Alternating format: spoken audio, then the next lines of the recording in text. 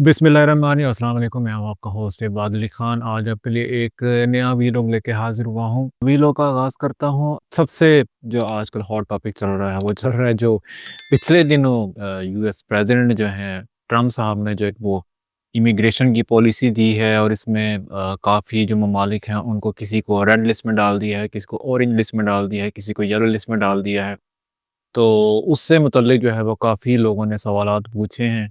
तो मैंने कहा चलो एक डिटेल से ना वीलॉग कर देता हूँ, तो आज के बाद जो मतलब सवालात पूछेंगे उनको जवाब उसमें मिल जाएँगे। देखिए, मैंने आपको पहले भी बताया था कि इन लोगों के पास नारा-नूरा कोई भी नहीं था, बस इक़्तिदार आने के लिए तो उन्होंने एक भड़क मार दी थी इमिग्रेशन को के खिलाफ हम क्रैकडाउन करेंगे और ये करेंगे, वो करेंगे। अब 3 लिस्ट उन्होंने जो है वो बनाई हैं। 12 मार्च का मैंने आपको लास्ट टाइम बताया था कि ये कोई पॉलिसी अनाउंस करने जा रहे हैं, तो 12th ऑफ मार्च तो पॉलिसी तो कोई नहीं आई। अलबत्ता ये न्यूज़ जो है वो भी रॉयटर्स जो अखबार है उन्होंने लीक की है, मतलब कि डॉक्यूमेंट लीक हुआ है कि इस किस्म की जो है वो मतलब ये पॉलिसी बनाना चाह रहे हैं इन ममालिक के खिलाफ। प्लान था कोई नहीं और लिस्ट उन्होंने बना दी है। अब रेड लिस्ट में जो ममालिक ऐड हैं वो तो ऑलरेडी ही बैन है, जैसे वियतनाम हो गया, ईरान हो गया। पाकिस्तान को उन्होंने ऑरेंज लिस्ट में डाल दिया है और साथ वीज़ा रिस्ट्रिक्शन लगा दी हैं और उसके साथ फिर येलो एक लिस्ट है, उसमें जो है वो 60 डेज़ का उन्होंने टाइम फ्रेम दिया है कि वो अपने सिक्योरिटी इश्यूज़ जो है ना वो उसको एड्रेस करें, उनको रिज़ॉल्व करने की कोशिश करें। एनी हाउ बात इतनी सी है कि इनके पास ना कोई पॉलिसी थी और ना ये बनी है। ये बस आपको मैंने पहले भी बताया था कि लोगों के वोट मतलब सीक करने का या उनसे अटेंशन लेने का एक किस्म का नारा होता है कि इमिग्रेशन के खिलाफ क्रैकडाउन करेंगे और पीछे पॉलिसी होती कोई नहीं है, डॉक्यूमेंट कोई तैयार होता कोई नहीं है और ऐलान जो है फ़ौरन कर देते हैं। अब बात चलें इसी को लेके आगे चलते हैं कि अगर कुछ ममालिक को जिनको ख़ास तौर पे पाकिस्तान को जो ऑरेंज लिस्ट में डाल दिया है, होगा क्या? पॉलिसी कोई नहीं है। क्या होगा? मतलब कैसी वीज़ा रिस्ट्रिक्शन लगी हुई हैं? किन लोगों को मिलेगा, किन लोगों को नहीं मिलेगा? और सबसे बड़ा सवाल ये वाला है कि जिन लोगों के पास ऑलरेडी ही अमेरिकन वीज़ाज़ हैं, उनके लिए क्या पॉलिसी है? तो उसका जवाब कोई भी नहीं है। इसकी पॉलिसी अभी कोई बनी ही नहीं है या अभी बननी है या बनने जा रही है। ज़ाहिर बात है जब ये न्यूज़ आई है तो दूसरे ममालिक जिनको इस कैटेगरी में डाला गया है उनकी सफारतकारी भी मतलब जो है ना तेज़ हो जाती है। वो उनसे फिर हुकूमत से राब्ते में होते हैं कि जी हमें बताएँ हम क्या जो है वो बेटरमेंट के लिए जो है वो कर सकते हैं, लेकिन हमें जो है ना आप इस लिस्ट से बाहर निकालें। सफारतकारी जो है ना वो तकरीबन स्टार्ट हुई पड़ी हुई है। तो देखें क्या बनता है। लेकिन बात फिर वही आ जाती है कि जिसे कहते हैं कि कोई भी पॉलिसी ना बनी थी, ना बनी है, बस ऐन ही ऐलान कर दिया।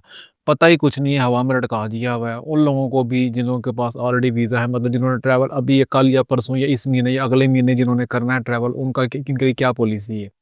और जिन लोगों ने वीज़ा अप्लाई करने हैं, उनके लिए क्या पॉलिसी है? कुछ पता नहीं है। कोई ड्राफ्ट ही नहीं बना, कोई डॉक्यूमेंट ही नहीं प्रेज़ेंट हुआ।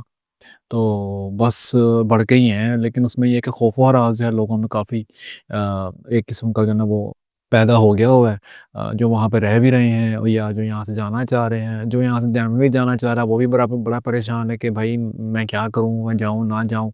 अब एक चीज़ जो है अभी तक मेरी नज़र से गुज़री वो यही है कि जो इनका बिज़नेस वीज़ा है उस पे भी रिस्ट्रिक्शन किसी किस्म की कोई भी नहीं है।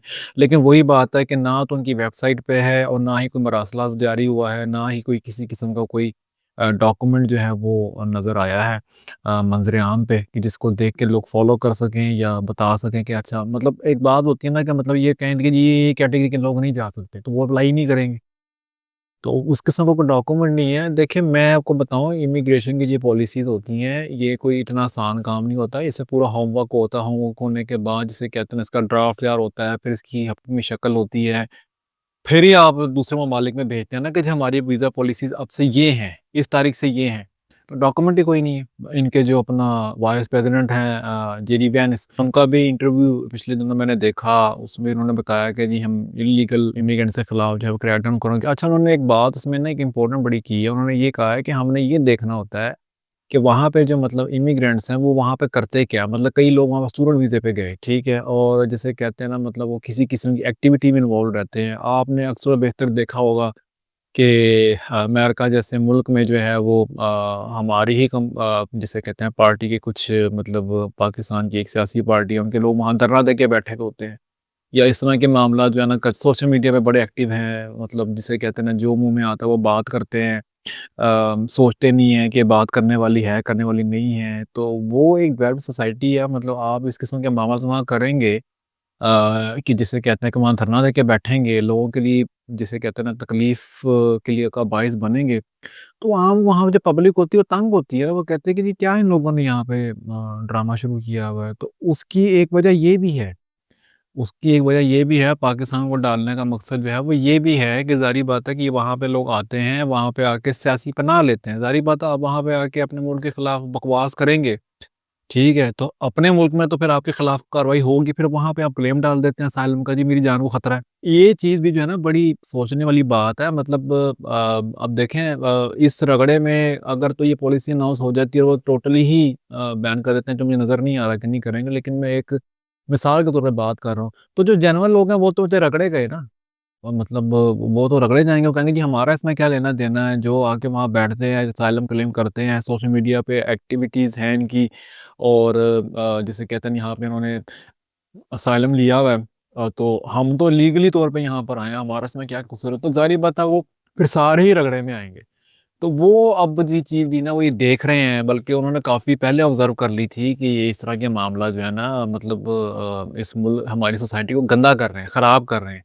क्योंकि ज़ाहिर बात है कि जब आप किसी भी मुल्क को वहाँ आके मतलब के खिलाफ बात करेंगे, तो ज़ाहिर बात है फिर आप वापस तो नहीं जा सकते, आपके खिलाफ केसेस बनेंगे, तो फिर आप कहेंगे जी देखे जी मैंने तो आपको पहले बताया था मेरी जान को खतरा है, मैं तो वहाँ से भाग कर आया था, तो ये था, तो वो था।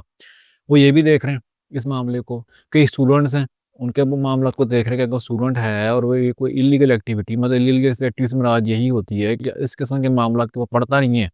स्कूल, कॉलेज या ट्यूशन वो मतलब नहीं यूनिवर्सिटी जाता और जॉब करी जा रहा है, वो भी उनके लिए जिसे कहते हैं सोसाइटी में एक बिगाड़ पैदा करने की कोशिश कर रहा है ना बंदा वो वाला, उसको भी बड़ा ये ऑब्ज़र्व कर रहे हैं। और अब तो मतलब जिन लोगों को वीज़ा ग्रांट अमेरिका के आज से पहले हुए हैं और जो वहाँ पर गए हैं, तो अब तो वो इमिग्रेशन कंट्रोल में भी जो है ना वो क्वेश्चन ये किस्म का करते हैं, पाकिस्तानी पासपोर्ट देख के और इस हाथ से इशारा लगा लगा के बताते हैं, मतलब समझाने की कोशिश करते हैं कि यहाँ आप नारे लगाने के लिए आए हो।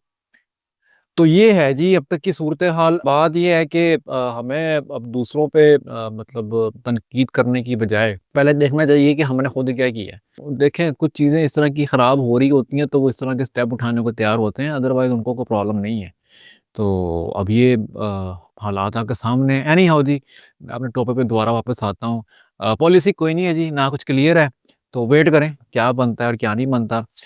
एनी हाउ एक नए व्लॉग, नई इन्फॉर्मेशन से दोबारा हाज़िर होंगे। तब तक दुआओं में मुझे याद रखिएगा। अल्लाह ताला सब तक आसानियाँ पैदा करे और इस माह रमज़ान की जो बरकतें हैं वो समेटना नसीब फरमाए। इंशाअल्लाह ताला अपने अगले व्लॉग आने तक जो है अस्सलाम वालेकुम।